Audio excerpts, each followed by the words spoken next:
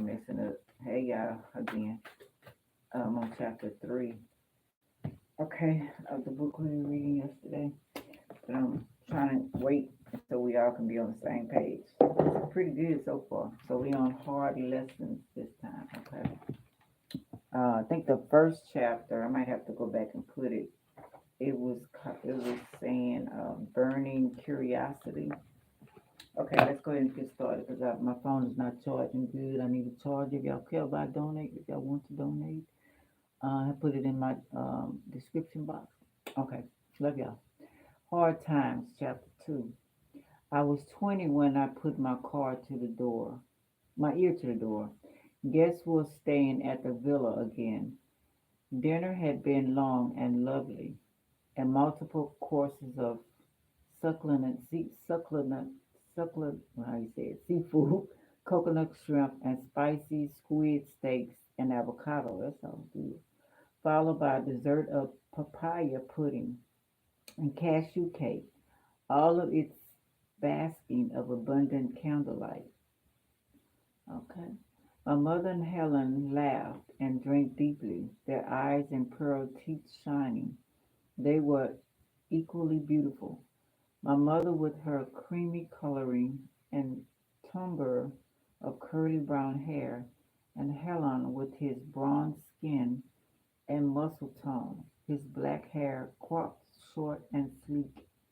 When they smiled at each other, it was easy to imagine them married and in love. I was jealous of the picture they painted. But Ramzim, Razim, had been right. In the simplest form, they were couriers, entertaining the upper class to gain favor. Less simple to my mind. They used their bodies to do so, elevating pleasure to an art. It didn't bother me, but I also didn't understand it, as if my mother were all upstairs speaking in a language I couldn't comprehend and couldn't care to learn. What I did care to learn was more about souls, and my mother had said we could practice our secret talent on our guest tonight. When everyone retired, the couple split, my mother with the woman, Helen with the man. My mother got the better end of that deal, I thought. The woman was at least a little pretty, with her tan skin and long dark hair, but the lines in her face were deeper than in my mother's, and her nose was too sharp. The man, however, was sickly pale and balding. Helen didn't seem bothered, putting a strong arm around him before they slipped out of the dining room. Ramsden made a face of distaste behind their backs. I had been suppressing one a moment before, rinsing my sickly hands in the ceramic bowl floating with water lilies, but his reaction left me nervous. 2 years older than me at 14, he had a much better idea of what was happening between our parents and the guests. And if he didn't, where I stopped, sorry, I got distracted. And if he didn't find it appealing, how would I ever? Gods, I hope I never have to do that. God, I know God. He muttered, and then he became aware of my attention, and his face went still, focused. How are you progressing on the lyre? I asked with false sweetness. I knew he practiced playing so that when he debated in court, he would have a different means of entertaining people from his father. He acted determined to follow Hannah's footsteps, but despite his eagerness those few years ago to brag about what our parents did with our guests, I could tell he wasn't too excited to do the same, and neither was I. But while Raymond seemed unenthusiastic about the particular people at hand, I was uninterested in any of it with anyone. The lure's going well enough, Ramsey said, his voice deepening, trying to sound more adult as servants became too clear the table, enough that I didn't need to practice this evening. So, Camille, wh- what should we do? I had some time before my mother needed me, so I grinned and said we could play gods and kings if you're ready to be beaten again. It was the one card game everyone played, and the game of royalty and peasants alike, but it was especially prized by couriers competing for status and recognition. It took strategy, wit, and storytelling, and I didn't find any other activity as much fun. Even at 12, I was already a thrift player, better than Ramsden. Or we could play a different game. Ramsey's dark eyes held me like hands around a moth. I can't move.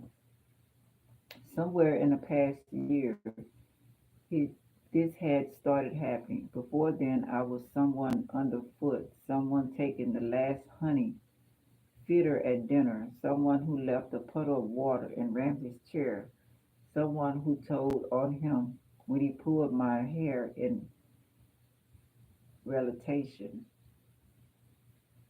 someone like a mother who occasionally stole Ramsey's attention. I was all the annoyance of a little sister without actually being one. It didn't help that my mother seemed to dislike Ramsey. She wasn't cruel to him.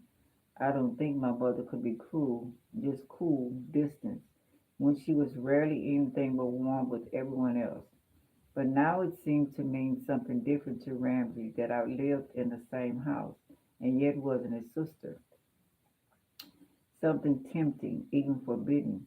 He looked at me in the waking hours like I tried not to look at the door while asleep, as if something exciting lay underneath my outer layers, like I held answers to questions he didn't even know yet. Before I could reply, one of the serving women, Zelha, gently put a hand on my shoulder. The young lady must study tonight and then go to bed early, Madame Nuala said. This was often how it was. If both my mother and Hannah were occupied and left Ramsay and me alone without a tutor, Zelda became more minder, or at least mine, at my mother's direction. My mother seemed to want me directed away from Ramsay. Ramsay looked at Zelda darkly. Madam, Ninsa isn't here right now. Nesla. Hey, I snapped. It was no secret in the household that our parents weren't married, but everyone usually kept up the pretense. I didn't appreciate his disrespect tone besides. The other gazed at him, her hands on her hips. Watch yourself, young man, or else I'll speak with Mr. Lizard. Last I checked, it's still your father's house. Ramley stood abruptly and stalked away from the table. Not always. It won't be. Someday it will be mine. So maybe you should watch yourself. Damn, bad breath. The other pursed her lips at his back as he left. That boy has darkness in him. You better get to studying him. I didn't know if Ramsay had darkness in him. I hadn't walked in his soul yet because my mother had expressly forbidden it. I was not to intrude upon the souls of anyone in the house. I wasn't sure if that was out of respect for their privacy or because she didn't want me discovering something I wasn't supposed to know. There are a lot of secrets under this roof, and the more I tried to discover them, the more secrets I found. My mother had also made it clear that she didn't want Ramsay and me sleeping anywhere near each other. Our rooms were on opposite ends of the villa, where we both headed after he shot me one last look in the turquoise tilted hall outside the dining room. Candlelight glow on his bronze skin, and his eyes were liquid pools. He still like looked hungry, even though he had just ate. Growing up, I thought our living arrangement meant my mother didn't want me to wander into Ramsey's soul. But now, with the way Ramsey was acting, I understood there might be other reasons. I was oddly grateful for her predictions, oddly because maybe I should have wanted more than just to walk Ramsey's soul. I was getting older after all, when I was supposed to begin wanting other things, things that Ramsey seemed to want at least some of the time from me. Good night, Kamala, he murmured. Good night, I stared after him, mostly at his shoulders, broad and higher by the day. I frowned, caught between wanting to say something more adult and too childish, stuck my tongue out at his back, to stick my tongue out his back. As always, I dragged my feet in the other direction upstairs to my room. This night my mother had given me strict instructions to wait there 3 hours before sneaking into guest rooms and slipping in under the bed. This trick only worked with guests who wished her to sleep beside them. If I got caught inside the room, or if Ramsey or one of the servants spotted me going in, I could use the excuse that I needed my mother. Like hiding under bedroom windows, this ploy wouldn't work forever. At 12, it was already a stretch, but I was willing to take the risk because tonight she said she had something important to tell me. So important we needed to meet in the sleeping room for me to hear it, which I hope meant it was going to be critical lessons in soul walking. Oh, shoot. Hold on, y'all. I gotta ease. Oh, it hurt. I bought some oregano, so It hurt. Mm. okay, okay.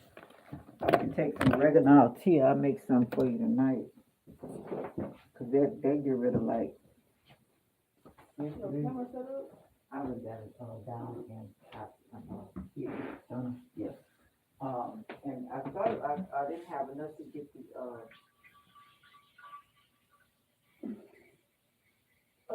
can't say the name now.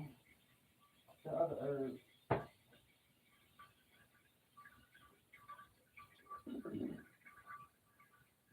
Rosemary. Mm-hmm.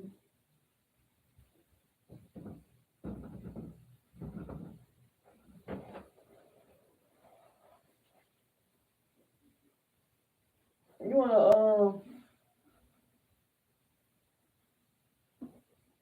shit. Oh, I put on my clothes if you want me to go. That's what I'm about to say. Yeah, yeah. That's what I'm feeling this reading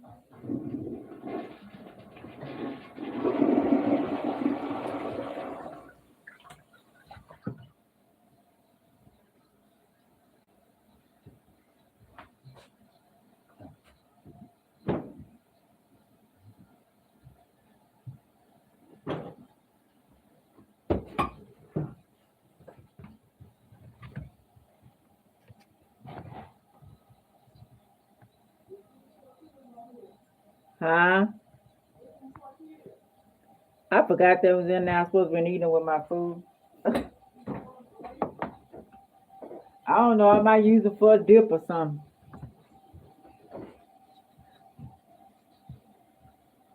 Sorry, y'all. I'm doing my reading. I mean my reading. Sorry, y'all. Back. Sorry about that. Where'd I stop? Okay. Okay. This night, my mother had given me strict instructions to wait 3 hours before sneaking into the guest room and slipping under her bed. This trick only worked with guests who wished her to sleep beside them. If I got caught inside the room, or if Ramsey or one of the servants spotted me going in, I could use the excuse that I needed my mother. Like hiding under bedroom windows, this ploy wouldn't work forever. At 12, it was already a stretch, but I was willing to take the risk. Because tonight she said she had something important to tell me. So important we needed to meet in the sleeping realm for me to hear it, which I hope meant it was going to be a critical lesson in soul walking. I studied this past. I studied to pass the time, as Zilhar had suggested, lying on my bed behind the gale swift of mosquito netting with my chin perched in my palm, reading history and poring over an atlas of Opia. My room was my haven, the intricately tiled floor covered in an even more intricate rug of teal and black spirals with dark post bed with its embroidered silk sheets and cushions like a cuddling hand at the center of it all. Heavy wooden shutters kept out the night, though I could hear insects singing in the dark. On my bedside stand stood a small statue of pale Hesara with her secret smile and cloak-like black hair, watching over me. Aside a bronze censer burning spicy incense to keep the air smelling pleasant. I felt safe here. I never minded studying. When my hands weren't holding a spread of gods and kings cards, they were turning the pages of a book. Myths, histories, maps. It was all a type of magic, transporting me somewhere else, even if it was only to other places in Opia. Books were doors I was allowed to open with a flick of my wrist, unlike the black door, tracing the jagged contours of my sandy island content and the rocky volcanoes cross crisscrossing. It always made me feel small with how little I knew of them and breathless with the potential they held. The land was made up of familiar pieces, sandy deserts and dense forests, pale lined beaches and sun-baked rocky peaks. But they were used to build something bigger, just like the halls and rooms of the soul. I was so engrossed I lost track of time. Glancing up to realize the candle had already burnt past the mark my mother had made for me, I leaped up. My slippers were silent over the tile of the upstairs hallways, and I knew every obstacle to avoid tripping over in the darkness. And my mother and Helen kept every knob and hinge well oiled, so the door to the particular guest bedroom didn't make a sound as I creaked it open and slid inside. The orange light of dying candles made my mother's pale skin glow like coals. She laid on her stomach, her back bare above. Uh-oh, what I got? How many minutes I got? 3 minutes. Okay, let's see. Can we finish in 3 minutes, y'all? This chapter, anyway. Okay. Oh, 5 minutes. Okay. She laid on her stomach, her back bare. I ain't caught my hair today. Leave me alone. Her back bare above the covers of the bed. The woman, more careful of her nudity, wore a satin robe. Her arm dripped comfortably across my mother's shoulders as they slept. The sight didn't bother me or inspire me until I tried imagining myself in my mother's place. That made me want to run.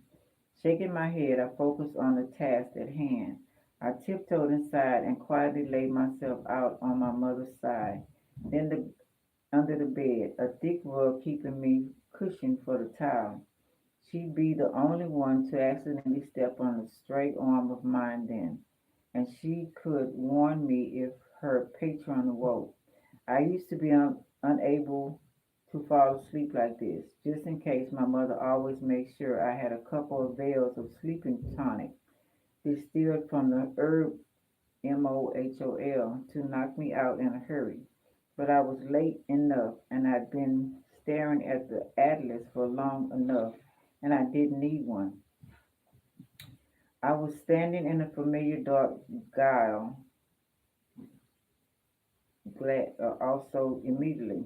This was where my spirit usually ended up if I stopped halfway between wakefulness and dreams to soul walk, where my own soul should have perhaps been, but wasn't. There wasn't much to explore in the clearing. The edges faded away into blackness like a line of trees that I couldn't distant make out. Whenever I tried to step into it, I couldn't. If this was the only place I could have gone, being a soul walker would have been dreadfully dull. Fortunately, it wasn't. If there was someone nearby when I fell asleep, I would often end up directly inside their soul. This time I had a choice. Two doors stood before me. Only the door free of walls, one of rich, warm wood that recognized as my mother, and a high, narrow, salty one. My mother had told me to meet her in our guesses, so I turned its knob slowly out of habit from the waking world, trying not to make a noise. Where one might have expected to see the clearing on the other side, a hallway as high and narrow as the door greeted me, made of the same dark wood. The place wasn't what I would have called bright or cozy. The air was stuffy, smelling significantly of musk and lighting dim. It could have been unpleasantly obsessed, but the silent hallways felt heavy with potential, filled with mysteries and secrets. Learning Castropolis, C Clastrophobically, and wanted me as if to murmur them in my ear. Kamala, I heard my mother's soft voice. I followed into a sitting room that was as stuffy as the hallway. Even the chairs seemed stretched thin, with high backs and narrow seats. My mother was seated in one, her beaded silk gown and air blue contrast to the wall around her, and she patted the cushion of the chair next to her. Sit, dearest, it's time to spoke. We spoke on a certain matter. Despite her seemingly casualness, I knew that this was important. She said so herself. I said alert without leaning back. My mother laughed. This isn't a test, I promise. She pursed her lips, more of an interview in a sense. My elbows flirted. We're not going to explore. Not right now. She sat back in her chair, studying me. What do I do for a living, Kamala? You're a courtesan, I answered promptly. It was easy enough to say, a pretty word for a confusing thing. That's the position as court, yes, but how do I make my living? I swallowed. You sleep with people. She smiled at my inelegant blush. Close, but not quite. Hannah and I, we are pleasure artists, much like actors. We use certain masks our smiles, our words, and yes, our bodies to please others, but we are different from common pleasure workers, and not just because of the particular mass of our marriage. This distinction is silly, but to maintain our reputation and our patrons' misplaced sense of pride, we receive no money in return for our art. We can accept gifts, of course, and favors and influence, but that's not how we make our living. I finished slowly, realizing the puzzle for the first time, but that had been right under my nose for my entire life. I was embarrassed. I never thought to question this. But my mother being satisfied, I figured it out now, at least, precisely. And while Helen and I are considered members of the upper class, some might even call us famous. We are not nobility. We don't have extensive lands or holdings beyond Helen's wall or income from investments. Patreon gifts would not pay out taxes to the king or keep us in fine clothing or jewels, able to host lavish dinners such as tonight. We that alone, we would not be able to maintain any appearance worthy of the court. That's true. Tomato sauce and everything like that. Yeah, I'm using a little bit. yeah. And its nobility are very important patrons. Ramza had been hunting at some other purpose behind their actions for some time, but I never realized that while their supposed marriage was a mask for their art, Their art might be another mask for something else entirely. So what do you do? She leaned forward, her eyes intense. We deal in secrets, Kamala. The intimacy we share with others affords us a certain vantage. It explores vulnerabilities. People let slip things they won't otherwise. And because these people are often powerful, their secrets are worth the most. My heart is thundering in my chest, not from fear or nervousness, but excitement. Why do you sell them? Who do you sell them to? Her face grew oddly still. A secret organization called the Twilight Guide. They're a broker of secrets in a sense, and they pay their members well. They resell the information to interested parties who will pay even more for it. Maybe it was her tone, but my mouth suddenly felt dry. Are they good people or are they bad? My mother didn't brush the question aside. Instead, she considered it for a moment. They are neither. The information they sell could be used to do good things, to expose lies, to reveal who paid an assassin to murder someone in a court, or to uncover a plot to steal money from, say, one of Tannen's temples.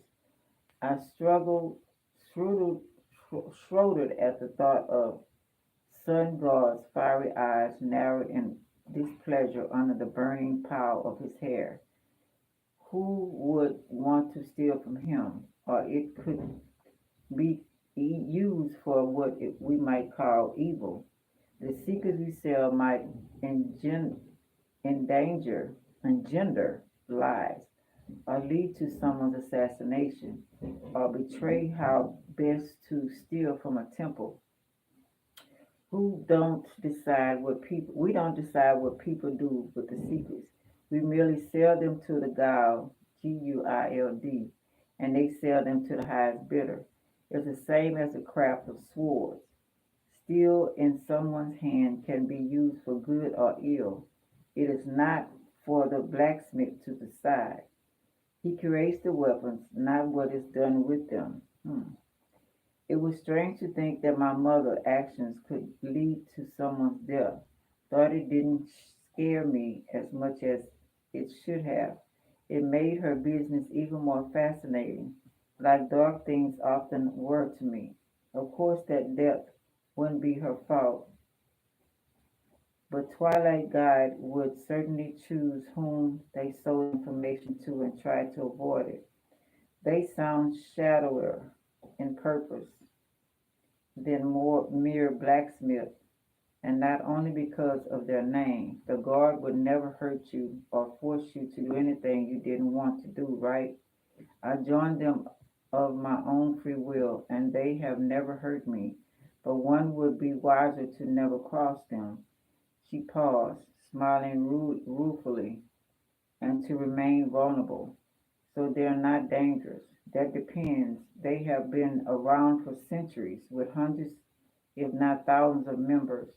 No one except their leader, whose identity is always a secret, knows how many or how deeply they are seated in this land. But I know they have members in the highest levels of society, of the highest. So such organization could have clean hands. Take the clergy, another ancient organization, or Heshura, priests, Heshara, and priestesses, dangerous. To some people, yes, others no. They reveal a soul's deepest secrets for the king, for better or worse. Their bright both they brought both fortune and death down on people's heads with their knowledge. They've hunted down unlicensed soul walkers and allowed them to be burned at the stake in years past. But they've always healed other people's souls and long served the moon goddess. I love Hishra and her worship, and yet her servants are a danger to me. It wasn't only the sun god and his searing gaze that seemed frightening now. As a soul walker, I always prayed to Heshua first, most comfortable. I may be saying that word wrong. most comforted by the thought not only of the guardians of night and souls, but of mother figure watching over me.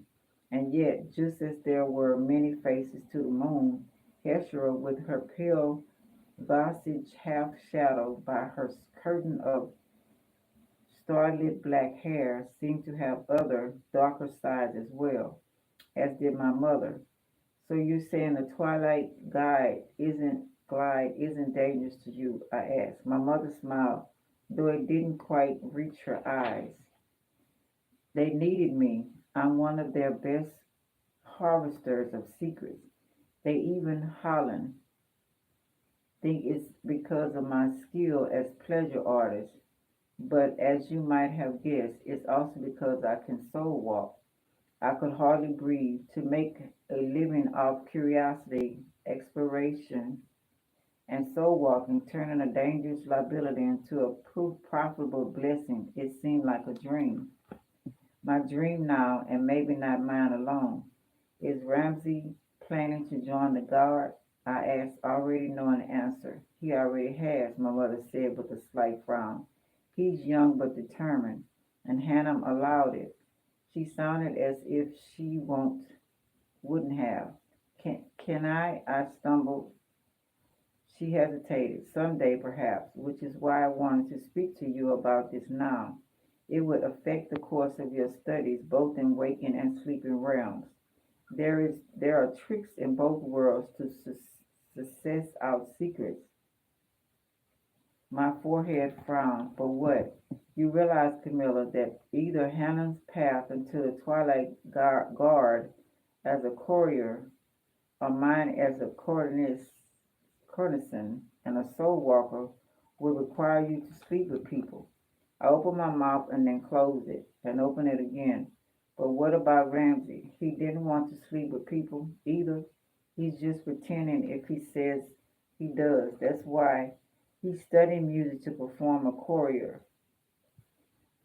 Um, I know, hoping it will stir up emotions and trust and perhaps secrets on its own. That is another path, but only time will tell if he can make it worthwhile to the guard. Perhaps they see something else of value in him.